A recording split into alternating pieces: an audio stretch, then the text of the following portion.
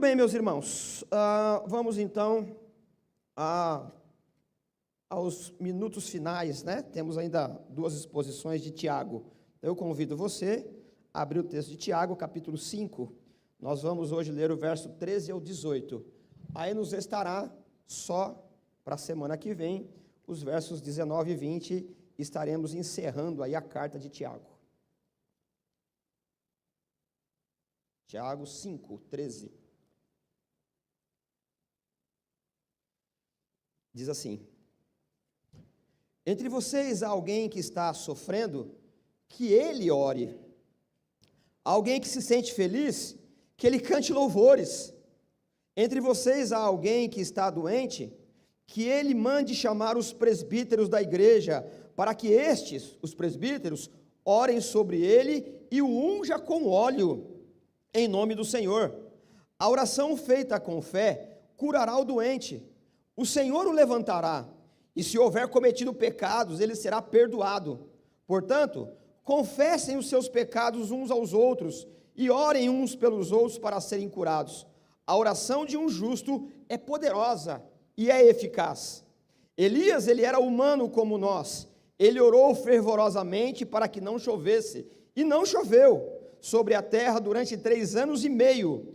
Orou outra vez, e os céus enviaram chuva, e a terra produziu os seus frutos. Muito bem, esse é o texto que nós precisamos aqui, de acordo com a graça de Deus, caminhar por ele. Nós, semana passada, caminhamos aí pelo verso 7 ao verso 12, e nós vimos aqui que o Tiago, ele nos chama a atenção da necessidade da perseverança em épocas de aflição, de perseguição e doença, né? Enfermidade. E ele usou 3 exemplos. O exemplo do agricultor, que ele deve trabalhar, ele tem que trabalhar, arar a terra, adubá-la, plantar, né? Proteger, mas ele não pode fazer crescer.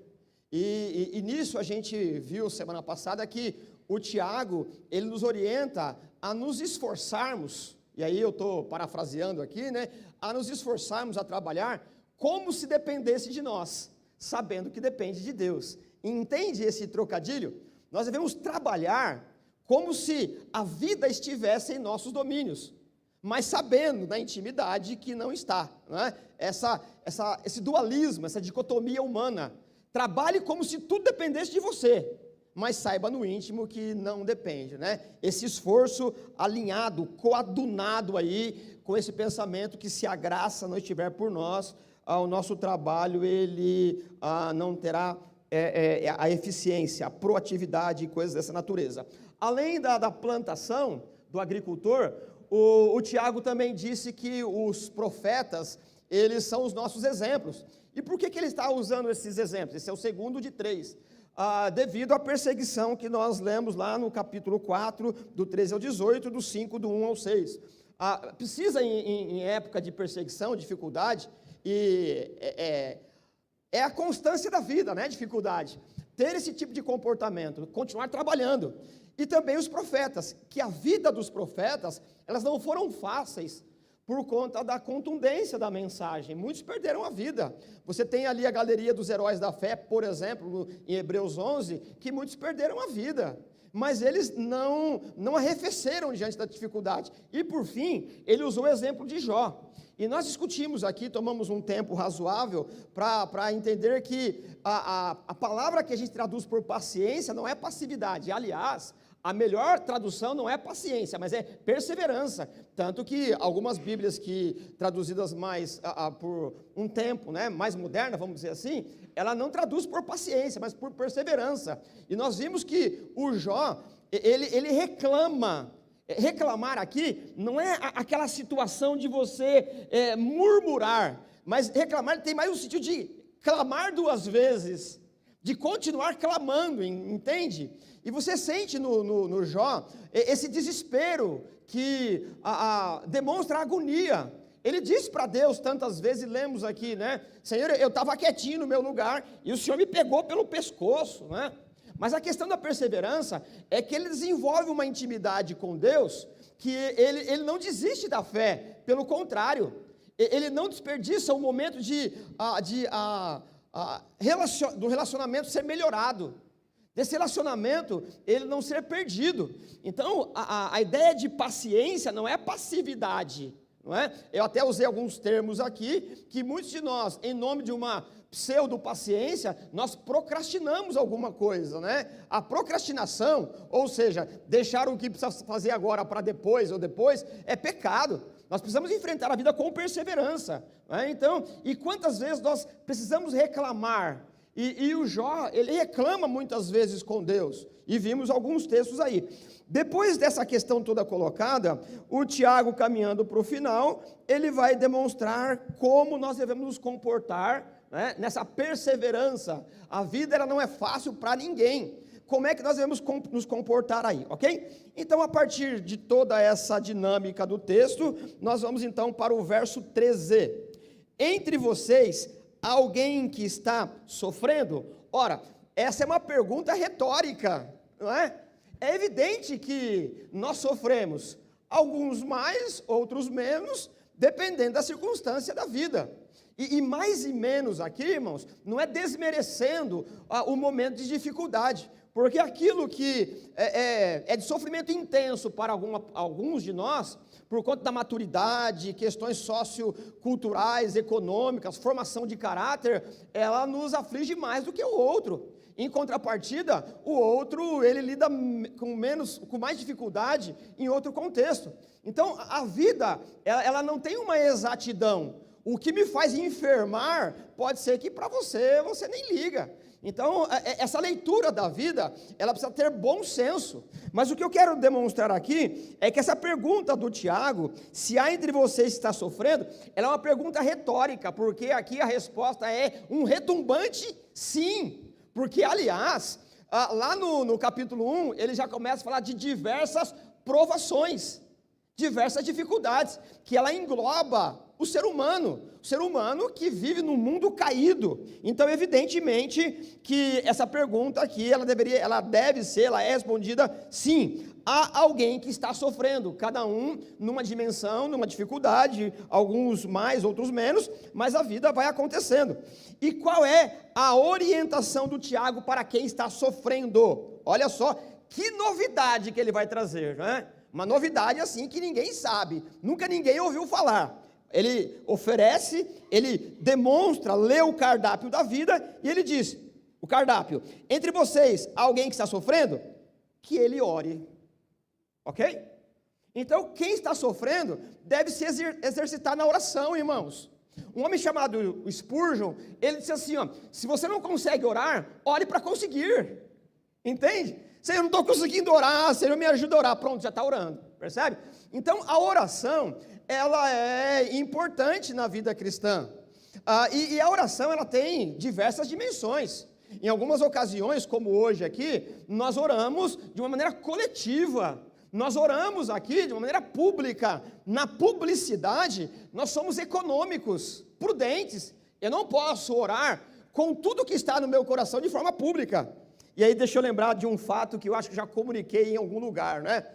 Eu trabalhava com jovens em algum momento, e nós tínhamos um grupo de jovens, e naquele momento de juventude, né, em que as paixões, elas são afloradas, mas ainda não tem o objeto, sabe, se apaixona por todo mundo a toda hora, né, as paixões, elas são fluídicas, vamos dizer assim, e naquele momento, uma moça, uma menina, saindo da adolescência para a juventude, ela resolveu se apaixonar por um rapaz, coisas da vida.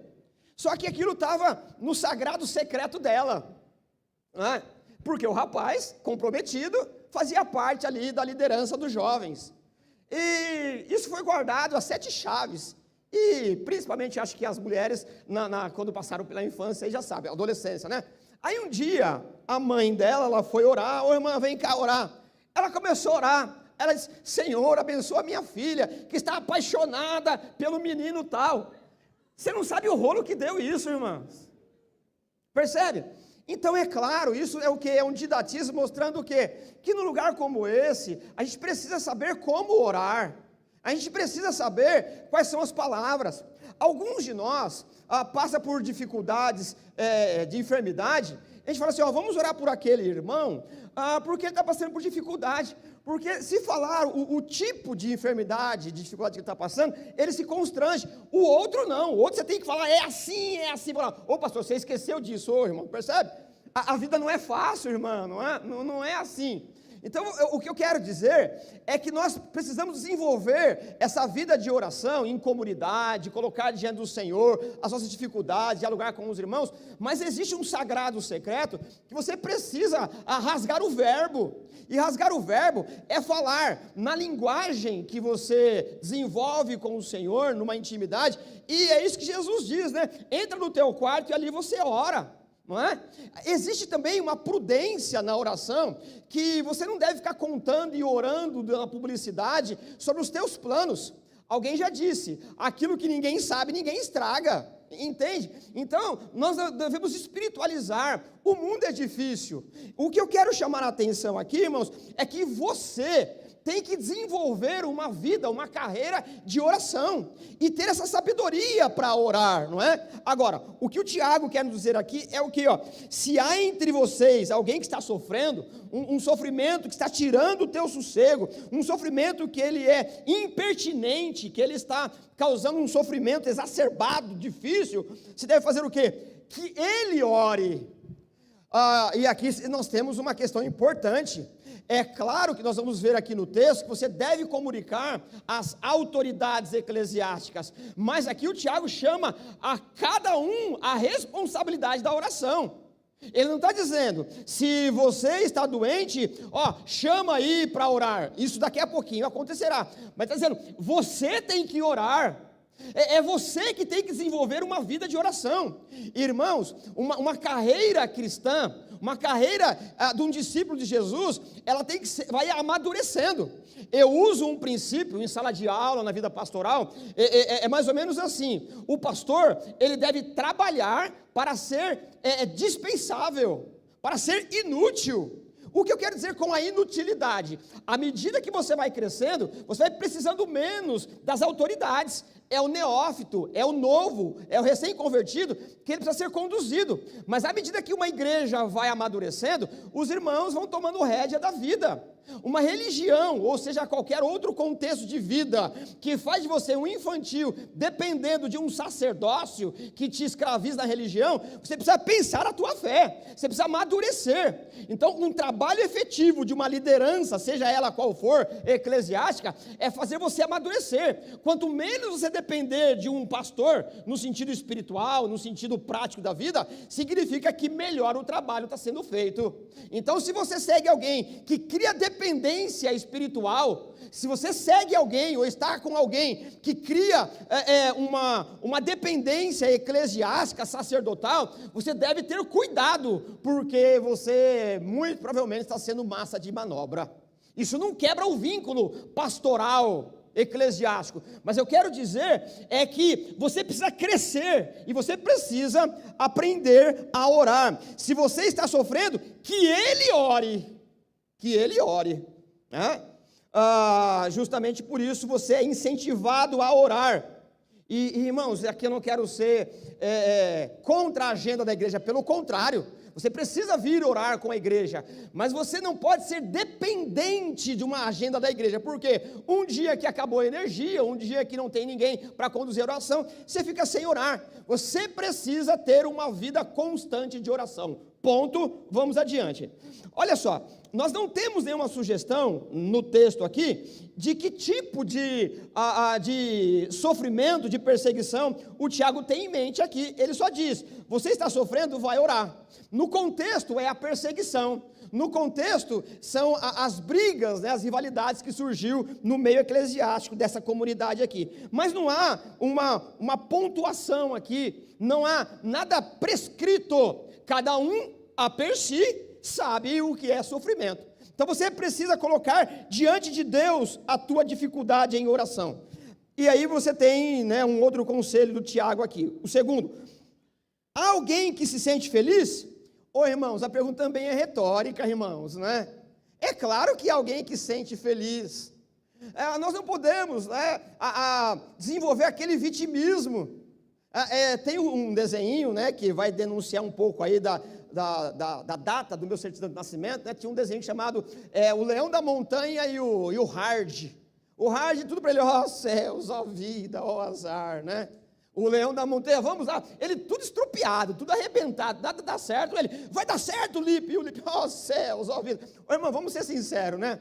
Se nós colocarmos na balança, de fato, né, uma honestidade intelectual e emocional, nós choramos mais do que deveria chorar. Você é assim, e eu também, né?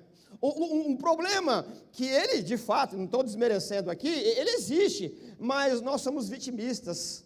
Então, há motivos de alegria, sim. Dá uma vasculhada aí, você vai ver que há motivos de alegria, e você precisa se alegrar. E qual é? Se o sofrimento leva à oração, a alegria, esse entusiasmo da graça, que a vida ela permite sim, o que o Tiago diz? Ó, se você está feliz, cante louvores. O louvor, ele é uma expressão de gratidão. Então, é claro, né, que uma coisa não exclui a outra. Você pode louvar enquanto ora e orar enquanto canta, porque a vida é um misto. Uma coisa não exclui a outra. Uma coisa não substitui a outra. Ela está plasmada, ela está vivendo junto. A vida é assim. Você tem motivo de oração e sempre terá, mas também tem motivo de louvor ao Senhor.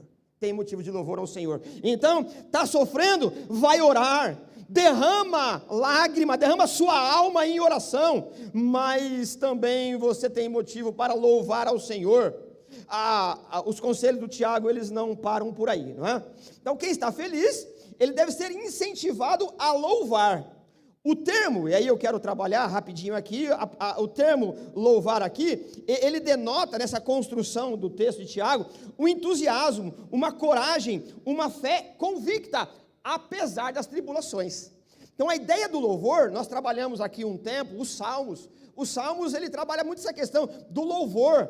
Os Salmos ele nos impele as grandes batalhas e vencer em nome do Senhor. A igreja historicamente, o povo de Israel vence as batalhas por meio do louvor. É um mistério da graça. Enquanto o exército está usando arma lá, o outro está louvando ao Senhor, não é?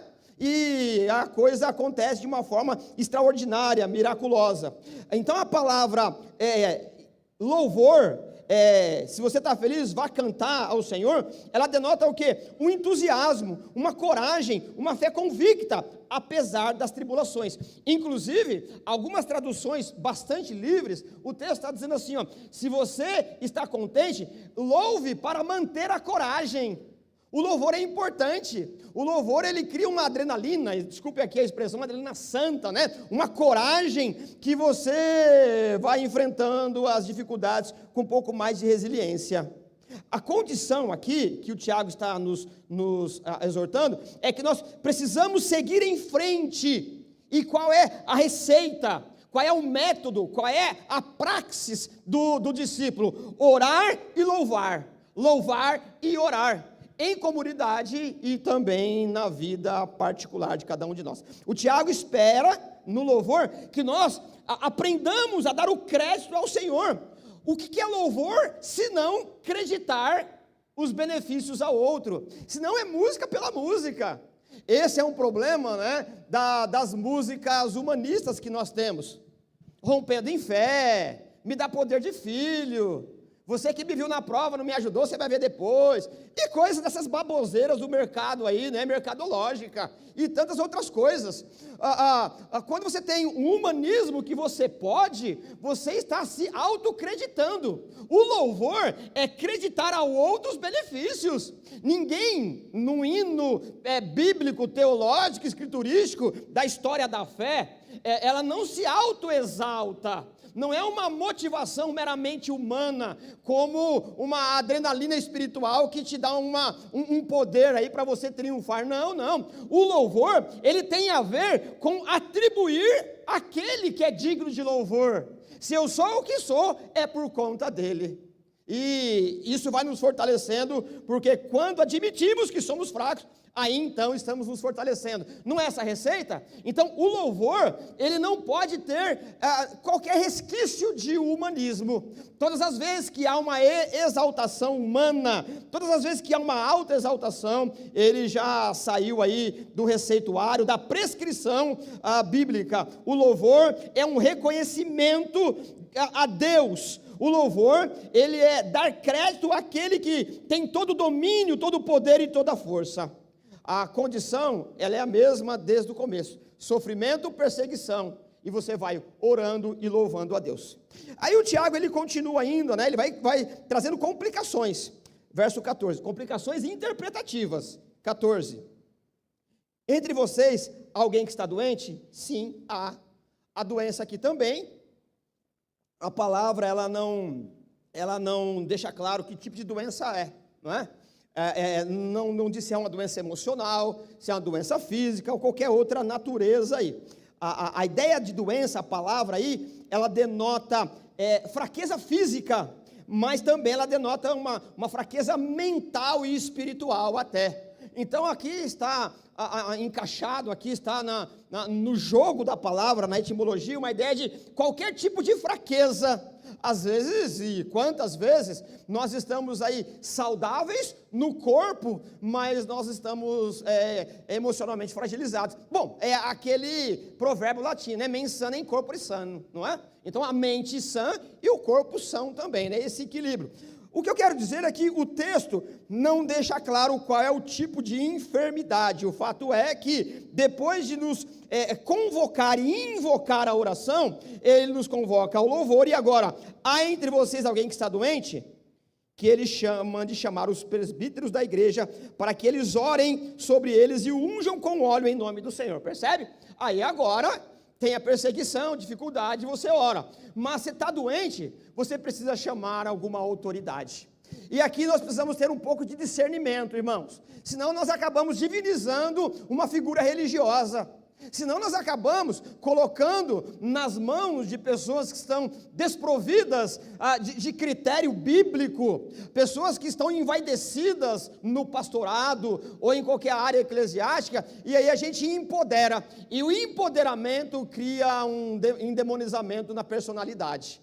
Líderes que acham que tem o domínio do céu e da terra, basta o suor do rosto, o sangue do corpo, ou o hálito que sai da boca para curar, e aí nós caímos então num paganismo, e aqui é um problema, não é? Aí você começa a gastar os seus recursos em objetos que são sacralizados. Por isso que, por conta dessa turma, né, que engrossa o discurso religioso, o culto vai ficando caro.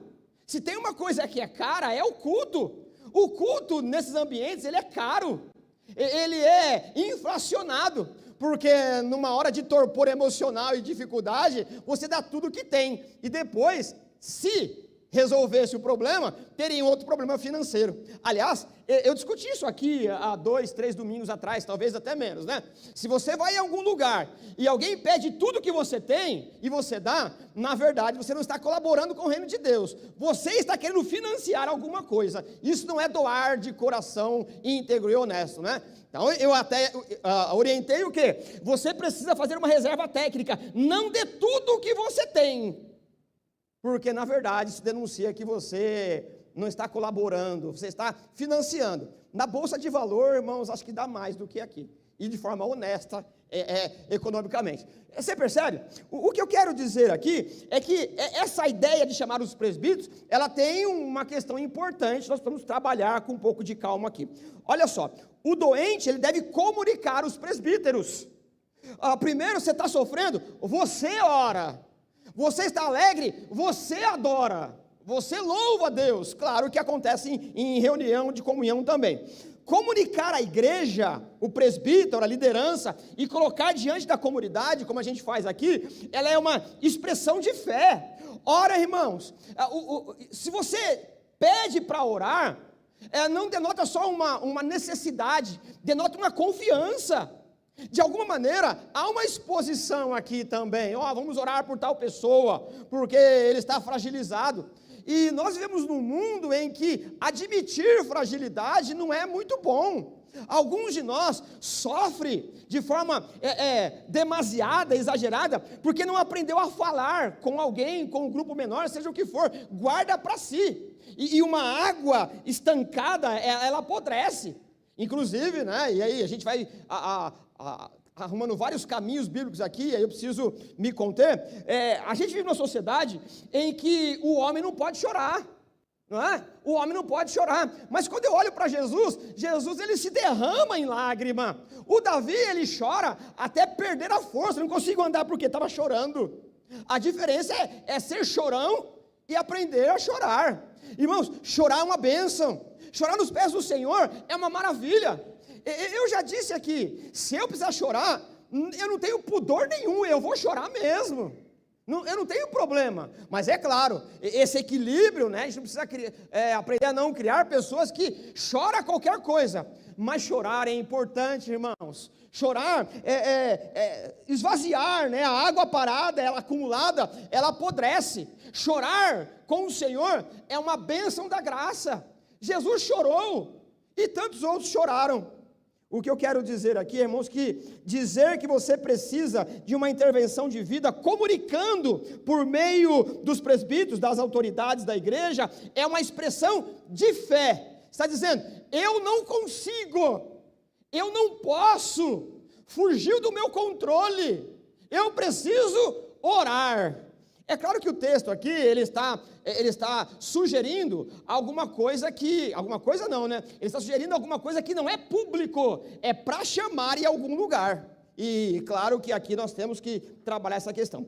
Os presbíteros, eles não são chamados porque são espiritualmente mais maduros que outros irmãos. E aqui eu já quero desencorajar todos nós para não sacralizar as autoridades. Nós temos que ter respeito, evidente, assim como Jesus ensinou a ter respeito ao César. Quem é César? O governo da cidade. Quem que pintou a faixa de pedestre ali? O César. Como é que você honra o César? Atravessando na faixa, não passando o farol. Dê a César o que é de César, a Deus o que é de Deus. Percebe? Então, nesse jogo político da vida, honrar as autoridades é respeitar as leis da ordem, que evita o caos. O que eu quero dizer aqui, irmãos, é que o presbítero, ele deve, a autoridade religiosa, eclesiástica, ele deve ter um respeito. Aliás, por conta do abuso, jogaram o nome do pastor, principalmente, no lixo. Hoje o pastor está aí, né, na lista dos maus pagadores, cheio de falcatruas. Antigamente, um pastor, um padre, um sacerdote dessa linhagem histórica do cristianismo, seja de que ala teológica for, você tinha o quê? Uma beleza sociológica até, não é? Você tinha um respeito, ali vai um sacerdote. Mas por conta de uma autoridade que depositaram, exacerbada, exagerada e refletida, imatura a essa turma, nós agora temos muita dificuldade. Um pastor, por exemplo, se precisar financiar algum bem, olha, eu acho difícil que o cadastro dele vai passar, porque pastor é desonesto. Eu estou dizendo isso no jogo social, percebe? Hoje o pastor, a autoridade eclesiástica, é motivo de chacota, é o embusteiro, é o malandrão, é aquele que usa a fragilidade, não é? Do próximo, para quê? Para ter uma vida boa, vida boa no sentido de modus operandi mesmo, né? Você precisa reunir um grupo de pessoas aí, né? A sua vida está resolvida. Eu lembro de um sujeito em que ele fez a seguinte proposta. Infelizmente, lá na cidade de Carapicuíba. Mas ele não era carapicuibano, né? Um dia ele falou assim, ó, eu só preciso contratar, um sujeito estava na mídia aí, né? Se eu contratá-lo e ele vir pregar na minha igreja, se 10, 20% ficar, a minha vida já está resolvido, com o dízimo desses aí já está resolvido. Percebe a mentalidade? Então, irmãos, esses shows gospel, nada mais é do que arrecadar fundos. Não é? Esses shows gospels, ele nada mais é do que um engodo, é um torpor emocional, é esse tipo de gente empoderada que jogou na lama a reputação dos eclesiásticos, dos clérigos, que tem muita gente trabalhando no reino de Deus, não tenho dúvida. O que nós temos que refletir aqui é que o doente, aquele que está passando por um tempo mais estendido de enfermidade, ele precisa sim depositar uma credibilidade da reputação nas autoridades da sua igreja, ou então você não está na igreja certa, percebe? Ou então você não está no lugar certo. Você precisa amadurecer essa questão. Chame os presbíteros. Comunicar ao presbítero é uma expressão de fé. Os presbíteros não são chamados porque são espiritualmente mais maduros, no sentido de que ele é espiritualizado e eu não. Ele tem a chave dos depósitos, dos arcanos de Deus e invade a qualquer momento e eu não. Ele é especial. Ele só não vende asa na igreja porque ele é mais humilde, né? Então não quer aparecer. Não é isso, irmãos. As autoridades eclesiásticas, os presbíteros aqui, são tão humanos quanto vocês. Tem dor de barriga, às vezes come alguma coisa da desinteria, desarranjo, tem problemas respiratórios, emocionais, né? O pastor e o presbítero, essa autoridade, seja ela qual for, é homem, ser humano como você, faz gases aqui, precisa sair de maneira natural, sabe? A gente não contabiliza isso, faz pum, é engraçado, né? É engraçado isso daí, né? Arrota, é como a gente está apaixonado por uma menina lá na tenra adolescência, a gente vê a princesa, a gente não contabiliza que ela vai no banheiro, né? Não faz, fala, meu Deus, eu não sabia que você fazia isso, né? Descobriu agora, né? Mas é assim, irmãos, né? O ser humano é homem. Agora, essa divinização, ela demonstra uma imaturidade. O respeito não pode ser confundido com uma idolatria. O fracasso moral, espiritual e teológico da Europa fria é que começaram a colocar nas fachadas da igreja as fotos dos seus bispos e pastores. Você passa por aí, o que tem? O nome de Jesus, alguma coisa relacionada à graça? Não, tem a foto do sujeito. É uma idolatria, é o culto à personalidade. Agora, não é por isso que nós não podemos e precisamos dar o devido cuidado aqui aos presbíteros. A igreja, aquele que está passando por um período mais estendido, um período em que a dificuldade, a doença, que é o texto aqui, ela não é resolvida, você precisa chamar a autoridade. Eles não são espiritualmente mais maduros que os outros irmãos em algum aspecto, mas eles são responsáveis pelo pastoreio, pelo cuidado do rebanho de Deus. Irmãos, quem resolveu isso foi Deus. Há uma hierarquia. Interessante que a hierarquia, ela é o contrário, não é? Essa hierarquia eclesiástica, a ponta da pirâmide, não é a autoridade, ela é a base, que é invertida. O reino de Deus é invertido, é melhor dar do que receber. Então, quando alguém diz assim, eu fui promovido na empresa, na igreja não, se você passou de membro para diácono e para pastor, você desceu, entende? É o serviço. Quanto mais atributos eclesiásticos, mais serviço. Mais no mundo aí, entre aspas, mais da ralé, mais do porão do navio, mais do remo, não é? A palavra doulos, doulos, né? A ideia de, o servo. Então o presbítero aqui, ele precisa ser comunicado, porque Deus decidiu assim. E essa palavra doença que aparece aqui no verso 14, entre vocês, alguém que está doente, denota fraqueza, pode ser física, mental ou espiritual. Quantos de nós, por conta dos processos da vida, irmãos, vai minguando o vigor espiritual?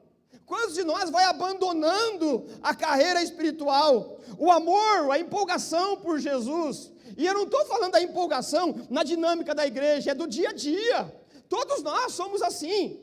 Irmãos, a vida, ela é como uma vara cheia de espinho, e ela bate sem dó, e à medida que a alma vai sendo furada, o vigor vai escapando. Bendito é o remédio da graça, que sabe estancar a energia que precisamos ter. Bendito é o Senhor, que sabe nos renovar. O presbítero, ele é a mesma palavra, talvez não a mesma palavra, mas tem a mesma sugestão de um líder, um pastor, um diácono. Alguém, nesse caso aqui, aí eu leio a frase para eu não perder aqui, ó. Nesse caso a palavra, ela não denota um cargo, ela denota um prestígio de uma pessoa dentro da comunidade. Eu vou repetir, essa ideia de autoridade, de presbítero, de pastor, de diácono, ela não denota, ela não quer dizer, ela não é por definição alguém que tenha um cargo especificamente. Ela tem uma ideia de alguém que goza de uma respeitabilidade dentro da comunidade.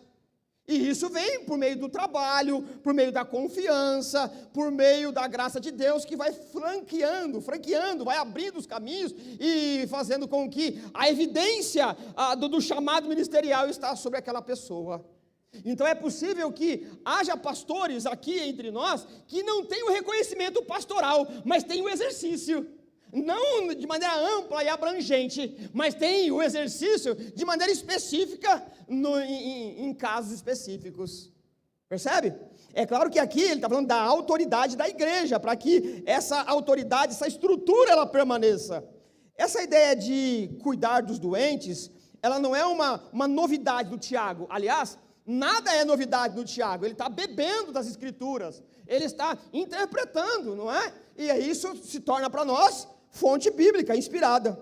Jesus, por exemplo, no capítulo 25, a partir do 34 de Mateus, ele diz assim, ó: então o rei, ele fala de uma questão escatológica, mas denotando, colocando em pratos limpos o que está acontecendo aqui. Então o rei dirá aos que estiverem à sua direita: venham benditos do meu Pai, recebam como herança o reino que lhes foi preparado desde a criação do mundo. Eu tive fome e vocês me deram de comer, eu tive sede e vocês me deram de beber, eu fui estrangeiro e vocês me acolheram, eu necessitei de roupas e vocês me vestiram, eu estive enfermo e vocês cuidaram de mim, eu estive preso e vocês me visitaram.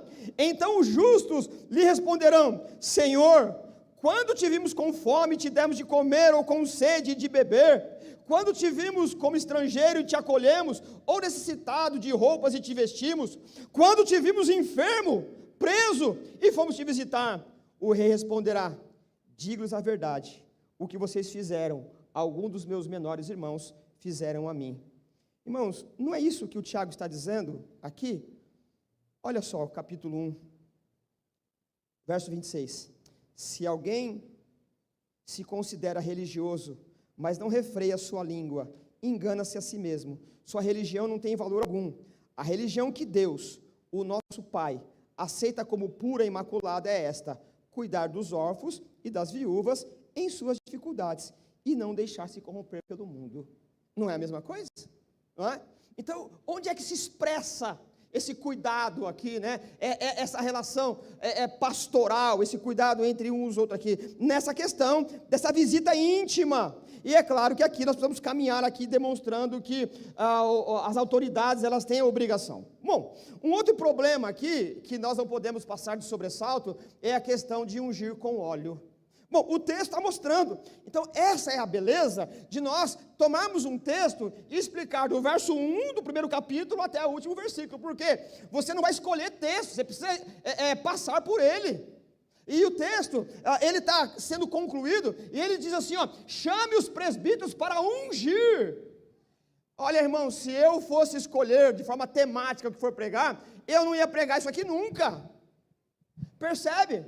É natural do ser humano procurar temas melhores, temas mais adequados. Por quê? Basta você procurar temas pertinentes daquele momento e uma palavra triunfalista está resolvido. Fica na crista da onda para todo mundo. Não é assim? Então, quando você pega um texto sistemático, você precisa passar. Está escrito. E vamos lá. Ora fere aí, ora fere aqui. Mas aquela que fere é o formão da graça. Bom, dito tudo isso aqui, ele vai dizer para quê? Para que chame os presbíteros e unjam com óleo. Mais uma vez, nós podemos cair na esparrela de sacralizar, de divinizar os objetos, de atribuir à coisa usada o poder que emana de Deus, a misericórdia de Deus. O óleo pelo óleo não tem nenhuma sacralidade. E aí, né, eu não sei, vou falar em tese aqui, né? Mas eu espero que você não tenha comprado nenhum óleo de Israel. Irmão, só gastou dinheiro. Né? Aliás, se é que vem alguma coisa de Israel, ou água, ou areia, é só um pouquinho, né? Porque não dá para fazer na mala um montão aqui e mistura com outra coisa. Entendeu? Se você é fetiche de objetos religiosos, não é no evangelho que você crê. Você é um pagão com nome de crente. Percebe? O problema é que o texto está dizendo, chame os presbíteros aqui para que eles unjam. Ora, aqui você não vê nenhum óleo aqui, não é? E a água que eu estou bebendo aqui, mano, não é benzida não, tá bom? Não é benzida não, é dali, ó, ok? Ela não tem nenhuma sacralidade, ela não tem nenhum poder, e não há porquê, de forma madura, honesta, você sair à caça de textos bíblicos aí, para sacralizar um objeto. É o paganismo que ensina isso. O poder, ela não está no óleo, o ungir com óleo. Primeiro que você tem em todo o contexto bíblico, o óleo é medicinal. Bom, essa é uma das questões aí, né, que a gente aparece aqui. Olha só, por exemplo, em Marcos capítulo 6, verso 12, ele diz assim, ó, e eles saíram e pregaram ao povo que se arrependesse, expulsavam muitos demônios, ungiam muitos doentes com óleo e os curavam. O problema é que quando você pega essas palavras, esse texto que ungir com óleo, nós associamos de forma direta que a unção com óleo, ela tem poder de repelir demônios, ele tem poder de forma direta, sem qualquer intervenção de Deus, por conta da sacralização, curar doentes. Por que eu li o capítulo 4 aqui de Mateus? Né? Nada sem propósito na vida, né? O texto diz que Jesus ia lá para Galileia, no norte. O nome dele já era bem conhecido, e ele ia curando muita gente lá, não é? Ele diz que curava doentes, enfermos, epiléticos, e eu fiz questão de uma tradução mais literal, aqueles que estavam sob a influência da lua, não é assim? Mudou a lua, a fase lá, o que acontece? Aquele que é um pouquinho mais, não tem um governo de si, ele fica um pouquinho mais com dificuldade. Está na Bíblia isso aqui, né? Quem sabe um dia a gente discuta essa questão com um pouco mais de maturidade. E aí o texto diz assim, e ele curava todos os enfermos. Quando você pega essa palavra curar aqui, qual é a associação direta? Jesus chegava, está curado em nome de Jesus, em nome de mim mesmo, né? Está curado em nome de mim mesmo. Não é assim. A palavra curar ali, ela é literalmente terapel, de terapia. A palavra curar ali, ela tem uma ideia de medicinal. Ela tem uma ideia de cuidar como enfermeiro, como alguém, um filântropo, que limpa, que cura, percebe? A ideia é que Jesus, evidente que nós não estamos aqui, dizendo que não há momentos em que Cristo, ele cura de forma direta, não é isso que eu estou dizendo, mas o que eu quero dizer é que a ideia de curar ali, é um desenvolvimento de uma relação pessoal. A ideia é de que Jesus passava um tempo num lugar, no seu ministério, ele ia de casa em casa, ou de lugar em lugar, e quando tinha alguém leproso, por exemplo, ele, sendo o autor de tudo que existe, ele, como disse, haja e ouve, no princípio, ele podia dizer, está curado, e estaria curado, não é assim? Mas ele, como um bom sujeito da relação, ele levava o óleo também, ia tratando a ferida medicinalmente. Imagine só, Jesus batendo na sua casa, e você, enfermo, com as chagas purulentas, necrosado, e aí ele tira aquele pus nojento, com as próprias mãos humanas, e derrama óleo. Ele não podia curar? Podia curar. Ele podia dizer, está curado, mas por quê? Que ele desenvolve a relação, porque, irmãos, o milagre, se é que ele ocorre nesses contextos, ele é frio e impessoal.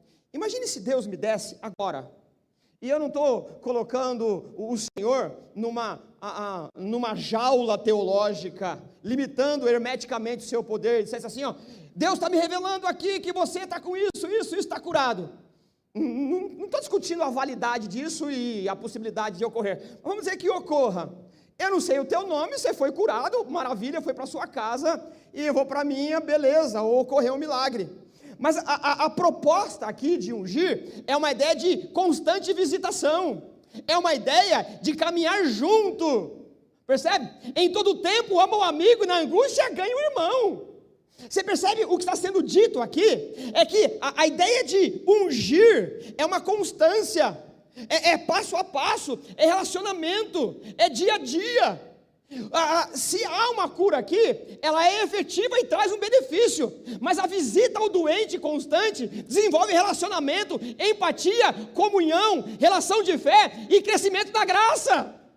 Percebe? Algumas vezes, alguns irmãos desenvolvem momentos difíceis da vida, e esse momento difícil da vida traz uma comunhão na igreja.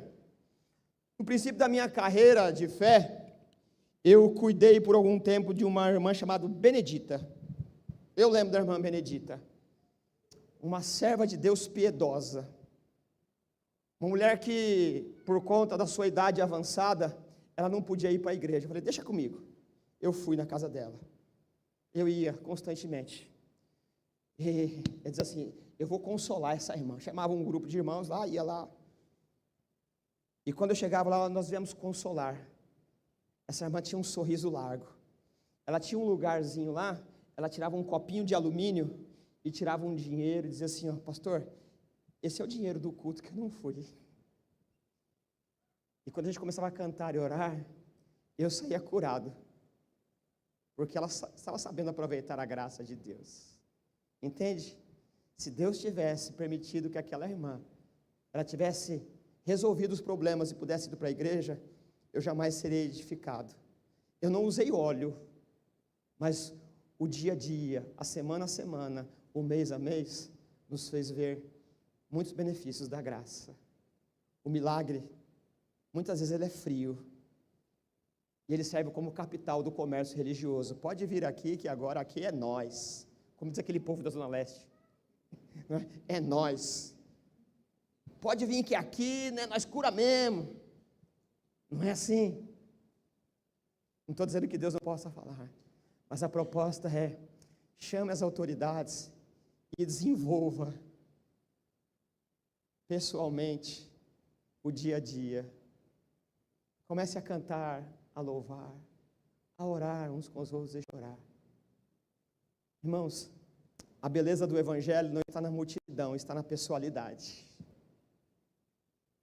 Se a multidão entusiasmar muito mais o coração de quem prega, de quem conduz, do que a pessoalidade, não é o reino de Deus que Ele ama, e nem você, é assim mesmo.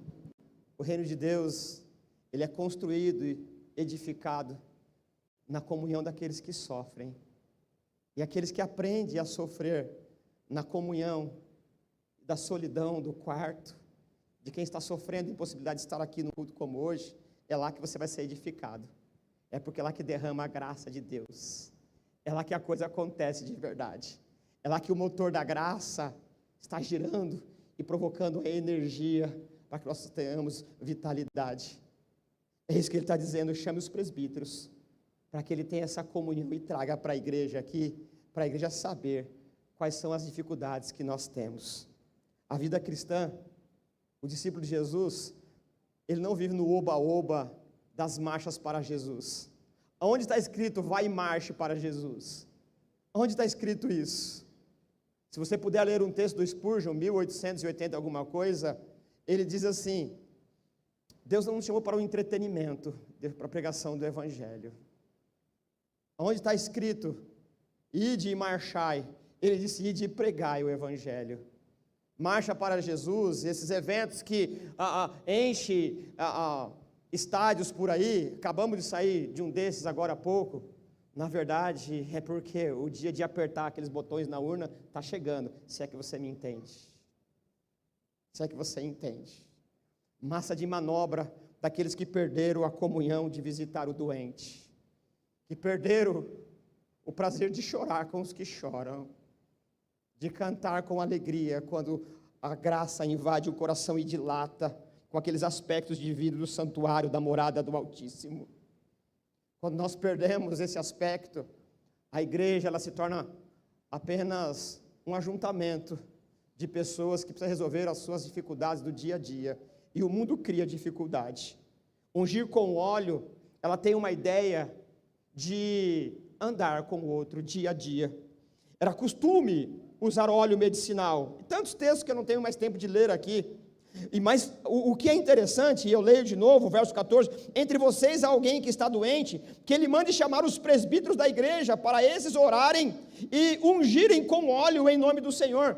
Uma outra questão aqui, que eu só vou colocar, mas se Deus me permitir um tempo, a gente trabalha, é que tem a questão simbólica. O ser humano é simbólico, nós falamos de símbolos. Os símbolos encadeiam em nós uma adrenalina, não é? A gente reage. O perfume é assim, a cor é assim, a flor é assim, a música, você vê uma figura e o teu corpo enche de adrenalina. Os símbolos são importantes, usado de maneira adequada no didatismo. Com o símbolo você remete ao sagrado, mas ele não é o sagrado, ele é a porta. É como, por exemplo, o telefone. Aí você tem o telefone, o seu smartphone, tem uma coisinha colorida lá, um bonequinho, um desenho, você aperta, ele abre alguma coisa. Aquilo não é a coisa, mas ele leva você. Os objetos, né, os elementos, eles remetem a alguma coisa. Assim, quando nós tomamos a ceia, participamos dela aqui, o pão, ele é pão ainda. Depois de orado aqui, leva no laboratório ver se é carne. Não é pão, sabe o que é pão? Pão mesmo. O suco, a mesma coisa.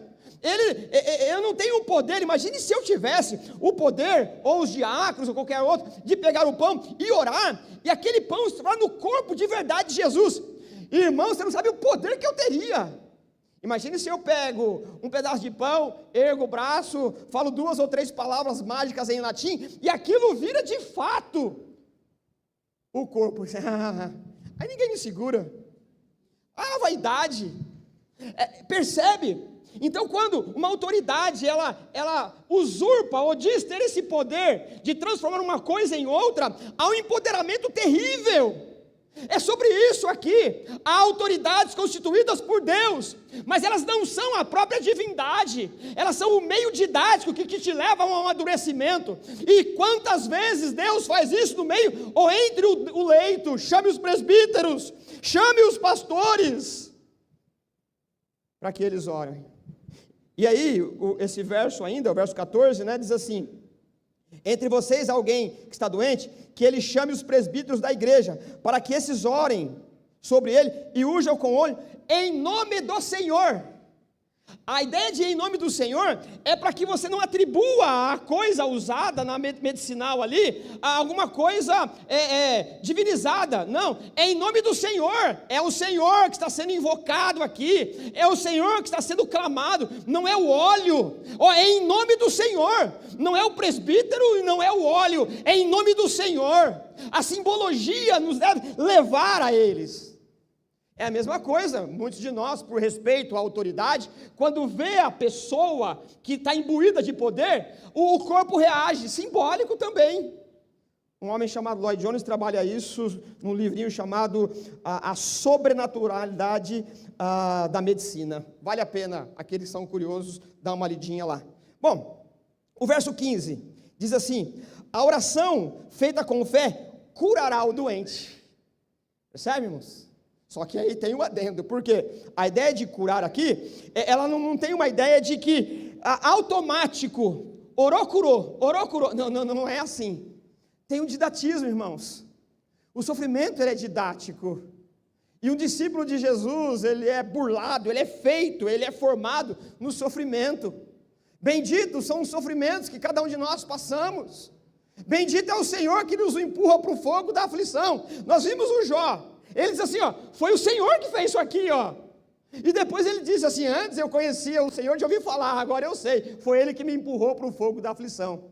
Já citei o Spurgeon, mas cito de novo. Ele diz assim: o ferro, o martelo e a bigorna são instrumentos do Senhor para aperfeiçoar o nosso caráter.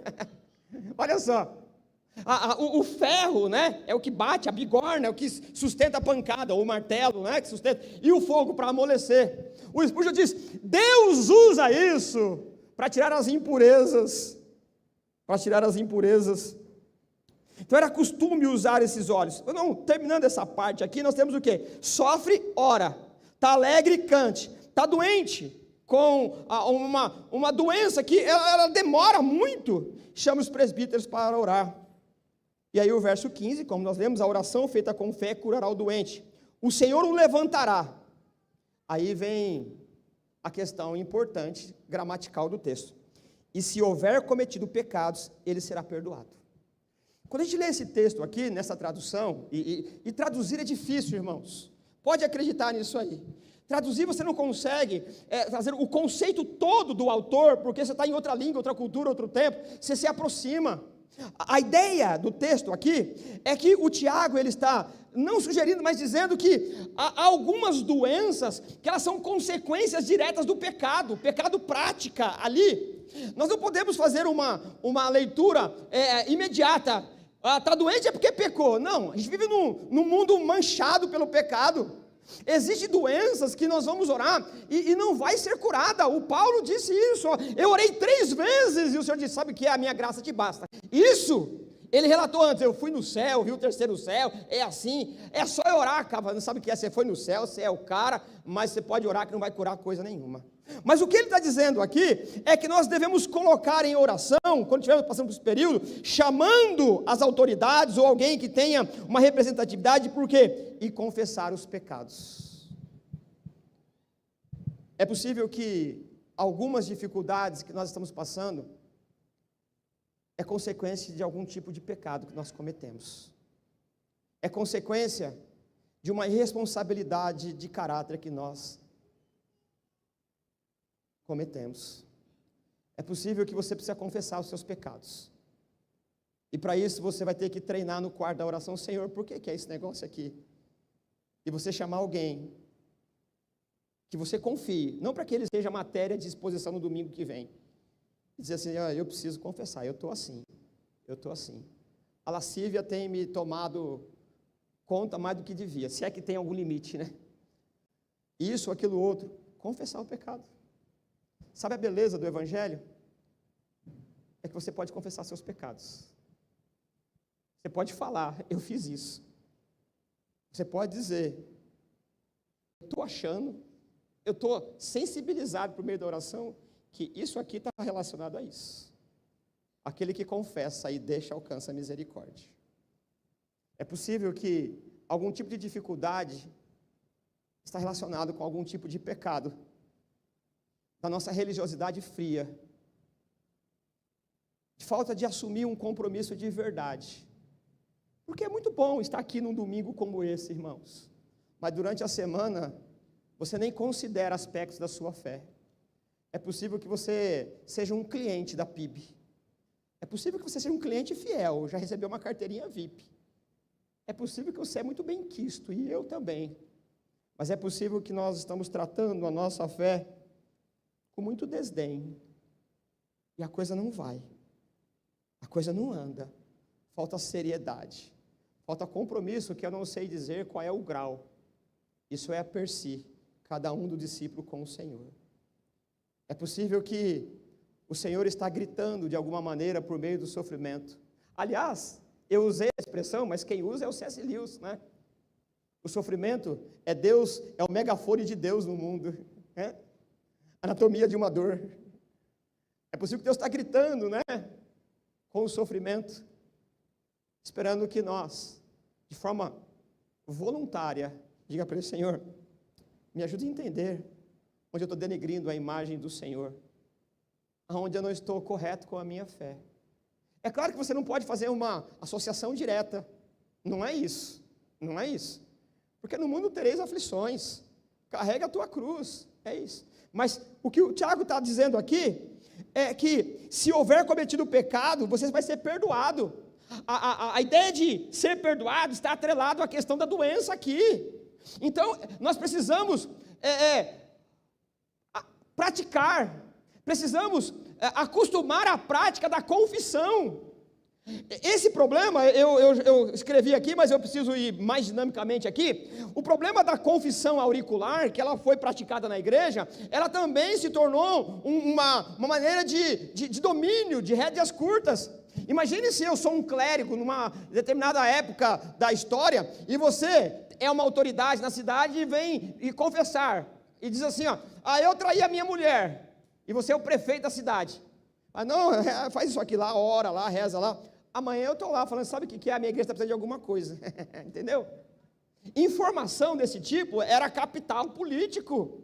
Então é claro que você não vai falar tudo desse aspecto aqui, porque a informação na mão de pessoas erradas, ela vira capital político. É eu falar aqui, porque a semana que vem vira matéria de sermão. Imagine eu falar aqui, eu tenho uma loja, aí amanhã está lá, ó, sabe o que é? Me dá aí, né, alguma coisinha aí, porque eu tenho informação privilegiada.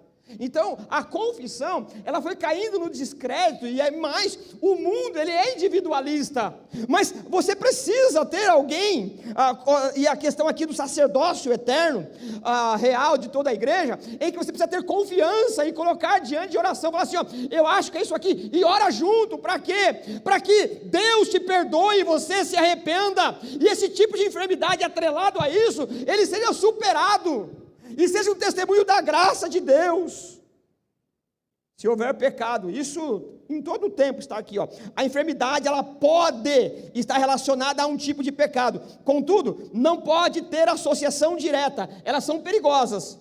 Nem toda enfermidade é resultado de um pecado específico, contudo, há muita evidência bíblica de enfermidade relacionada a pecados. Por exemplo, Marcos 2, vendo a fé que eles tinham, Jesus disse ao paralítico, filho, os seus pecados estão perdoados. O que é mais difícil dizer ao paralítico? Os seus pecados estão perdoados? Ou levante-se, pegue a sua maca e anda? João 5,14, mais tarde Jesus o encontrou no templo e disse, olhe, você está curado, não volte a pecar, para que algo pior não lhe aconteça.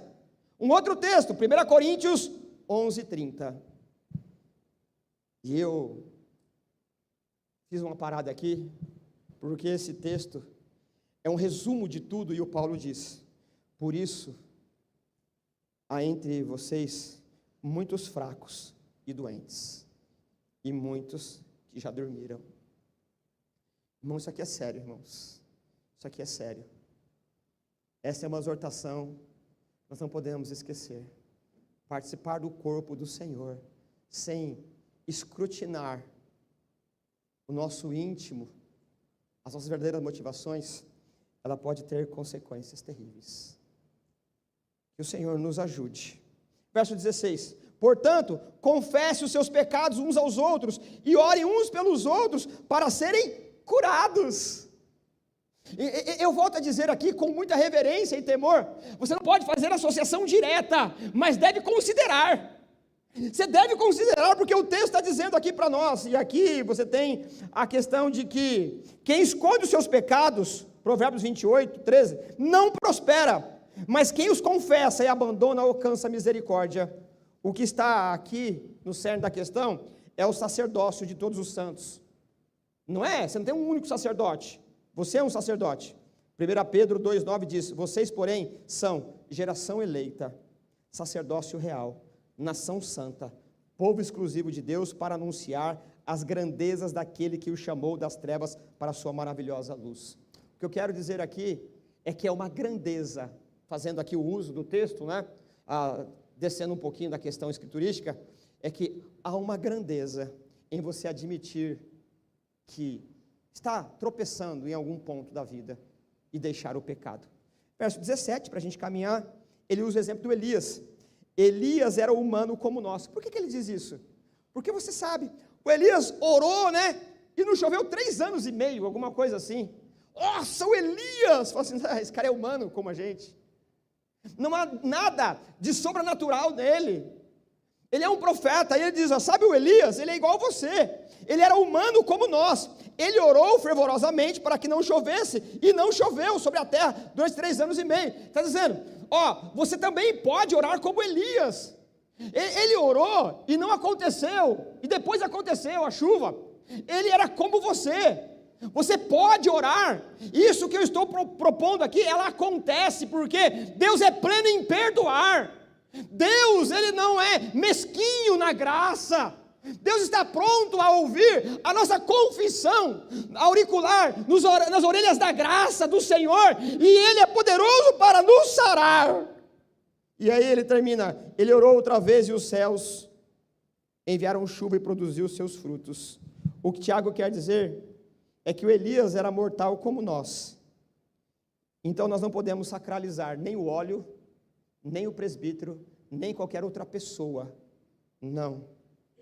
Tudo é pela graça. Mas Deus, na sua soberania, resolveu essa dinâmica. Você precisa confiar em uma autoridade. Alguém que tenha uma credibilidade. Não precisa nem ter um reconhecimento pastoral. Carteirinha, aquela coisa toda burocrática. Mas você precisa, você precisamos ter alguém que a gente pode confiar e falar assim, eu acho que a coisa está assim, porque eu tenho feito aquilo outro. Talvez você não tenha, nem perceba, e eu também, mas você começa a colocar em oração, como ele disse lá, e Deus vai trazendo a sua memória. Quando aquilo estiver na sua memória com frequência, não duvide, muito provavelmente é a resposta de Deus. Chame alguém, confesse, e da boca que confessa, também sai o júbilo da alegria, da vitória, da cura, do entusiasmo, da graça, da comunhão. Que Deus nos ajude a confessar com honestidade, para a glória do Senhor e benefício do nosso corpo, em nome de Jesus.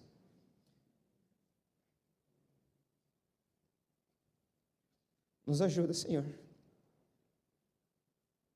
Nos ajuda. Traz à mente, Senhor, de cada um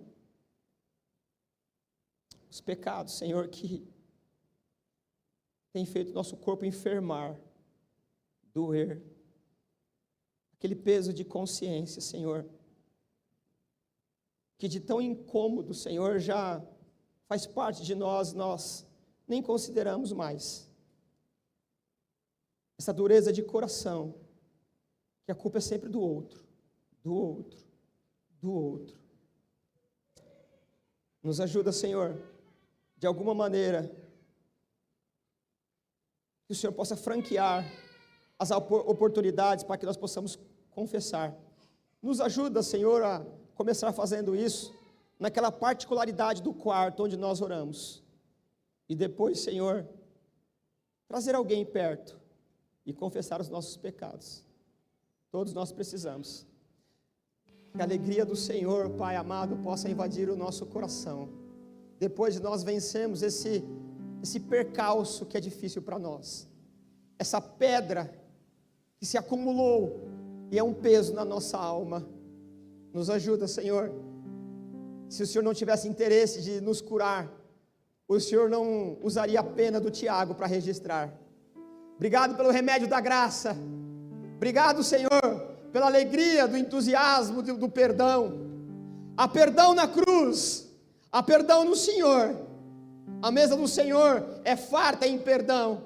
Basta apenas estendermos as mãos, ressequida, dura, mas estender e pegar com generosidade. O Senhor sabe nos curar e quer nos levar à cura intensa pela graça, em nome de Jesus.